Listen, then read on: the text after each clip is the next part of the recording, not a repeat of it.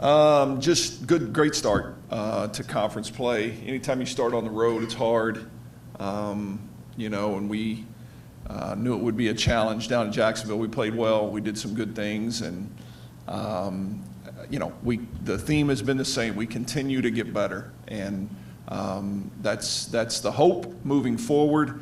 And now we enter a really difficult stretch. Good old Conference USA, and it's so hard in this league to schedule properly and get everything worked in, and there's so many challenges with it. But what it presents for us and everyone in the league over the next 10 days is we play 6 games in 9 days, 6 matches in 9 days, and so that's the challenge. That starts with Kennesaw this week, and then Middle comes in, and then we get to finish that 6 matches in 9 days off with a flight all the way to Miami. So that'll be the big challenge moving forward. Don't know, we won't have a lot of time other than this week for practice, for all those matches. So we are what we are when we show up on Friday night, I guess. I guess one of the good things, though, is at least the first 2/3 of this is going to be at home. It's not like home travel. Right. Home. Yeah, you're right. Again, FIU at the end makes it difficult. It's a long road trip on the tail end of that, but again, everybody in our league's dealing with it in some capacity, and nobody probably looks at that 6-match stretch and feels good about their schedule, in there. So, we'll start with Kennesaw, who's, Kennesaw's last time was in here was when we were hosting the NCAA tournament and played them. Great coach, really well-coached team, knocked off New Mexico State in the opening conference weekend in one of those matches. And so it'll be fun to be back in Diddle, but it'll be a challenging weekend for sure. You've talked about your depth and how you used everybody this year. How much do you think that's going to be something that can be to your advantage, though, in a situation like this? I think it could be huge because, we haven't just leaned on – I refuse to allow us to – Kaylee Cox is the preseason player of the year, but I refuse to allow us to be a team that leans too heavily on her because we're better than that. We're more talented than that. We're more balanced than that. And, this weekend was a good example. When you look at our numbers from this weekend down at Jacksonville State, we had – I think Olivia Skidmore led us in kills with 22 kills on the weekend. But, we had 4 attackers that had 22 kills, 21 kills, 21 kills, and 20 kills. And so we're starting to get the balance that I'm looking for with our team, because that makes you terribly difficult to defend. And like you said, when you start getting into the depth piece of it, it's not one person's burden to carry you, through a stretch like we're getting ready to go through.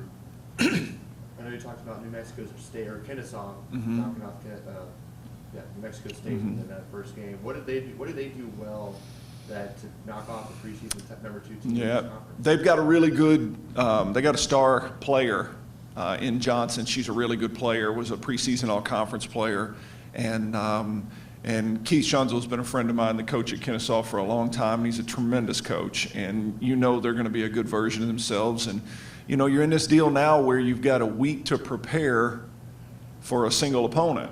Because you're playing that one opponent twice. And so, on those Friday nights, I think you're going to see some of this when, I keep talking about the level of coaching in this league. It's, Dex Schrader at Jacksonville State, who we just played, what an incredible transformation his team has taken in a year, and they're getting better and better. And Kennesaw's just really well coached. They're skilled, they're balanced. They've played a rough schedule early on, which he always does, and they will come in here unafraid. As soon as Kennesaw State was announced to be joining the conference, the first thing I thought of was, the 2019 and this time of year.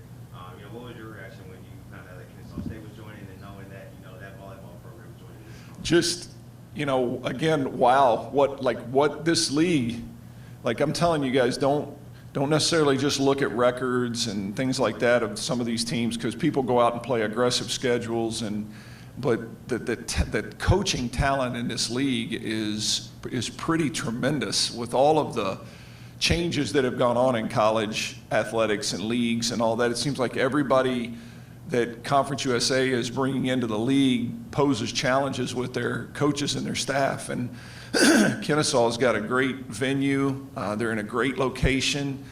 They're really, really well coached, and they brought a tremendous team in here when we played them in the NCAA tournament a few years ago. And so the respect level is high for their program, and they've consistently been in the mix in the ASUN year in, year out.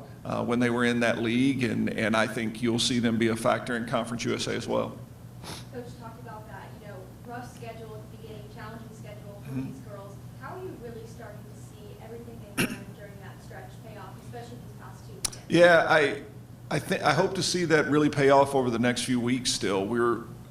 The whole thing was just keeping our kids' confidence level at a high place, because you knew we were going to get bounced around. I told you guys we were going to get bounced around a little, and we did, but we found out a lot about ourselves. And if you look at yourself in those moments and you don't point fingers and you don't make excuses, and then you will continue to get better. And sometimes you have to block out the noise and just keep getting better. And we've done that. Some of our young players have grown up in a hurry. Some of our younger returning players, that's where I think it's impacted us the most is, we have some sophomores, like Izzy Vanderwheely's a good example, that, played last year but weren't asked to do big things in big games, and now she's being asked to do those things. And, there's just no way to replicate in practice those moments. And, when you get in those moments, you have to, they have to go out and do it in those moments. You can't replicate it in practice. You can't fully prepare them for that moment. They just have to go through it, and they have to fail sometimes, and to learn to succeed. And hopefully we're seeing a little bit of that now. I think our team, I don't think there's anything we're going to see moving forward that is going to be something that we haven't already seen, maybe even at a higher degree at some point. And that was the reason to do what we did. And so now we got to settle in and just continue to get better every week, and hopefully continue to stack wins. I think one thing that stuck to me is I don't care who you're playing. What was it, 13, 14 straight points in the one? 14 straight. Yeah. 14 straight. When you can have 14 straight points in a match, it speaks for how well you were playing as a team. It does, and it. You've heard me harp from the beginning of the year about first contact, serve and pass. And, you have to, to put a run together like that, you have somebody at the service line that's serving with purpose, but serving with control. If you serve it too easy, they're going to get out of it. If you serve too aggressive, you're going to miss it. We continue to get better. I've said all year I really like this team, and I don't like them more now because we've won 5 in a row than I did when we lost 4 or 5 in a row. I don't know what it was. I like this team. I think we're getting better. And we still have to understand the value of little things. We still make it harder. Let me say it this way. We still make it harder on me than it needs to be. I won't say harder on them. I think they're oblivious to it. But, this weekend, so many times we would blow out to a 15-10 lead, and then we would have a lapse, and I'd look up and it's 16-15.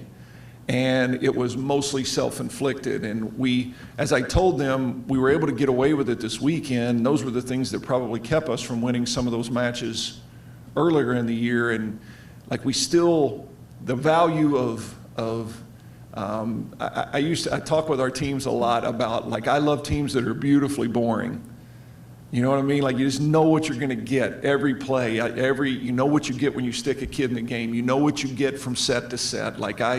That's who we're trying to become, because if we do that, if we become a consistent version of ourselves, then it will take someone else beating us instead of us impacting that, if you will. And so that's what I'm pushing for now, and that's what, I don't think we're quite there yet, but that's what we're certainly headed towards.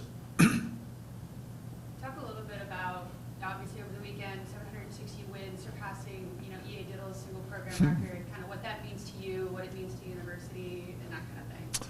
Yeah, that, I didn't even know till I don't know, it's been a few weeks, somebody mentioned that in passing to me, and I said, hey, wait, what?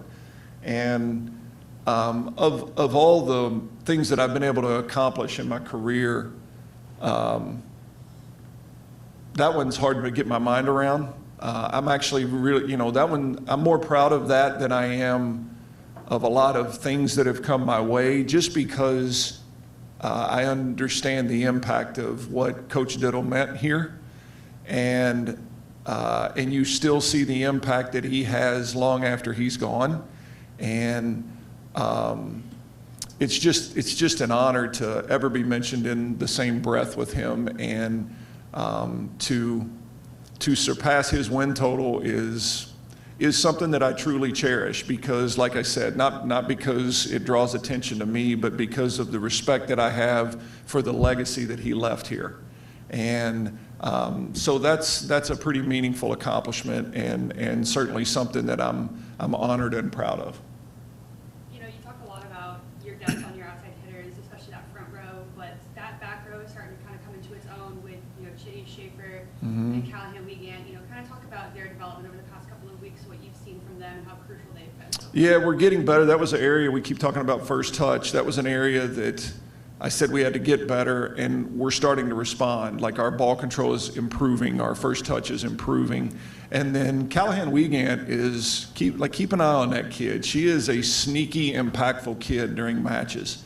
She comes in and she has really taken her serving game to heart, and has really become a weapon for us from the service line. And even though her role sometimes is just coming in, serving, and playing a little defense, pay attention to how often it shifts a game or opens a game up, or whatever the case may be. I love that kid. I love how hard that kid works, and what she's given to our team right now. Thanks, Coach. Appreciate you. Thank you, guys.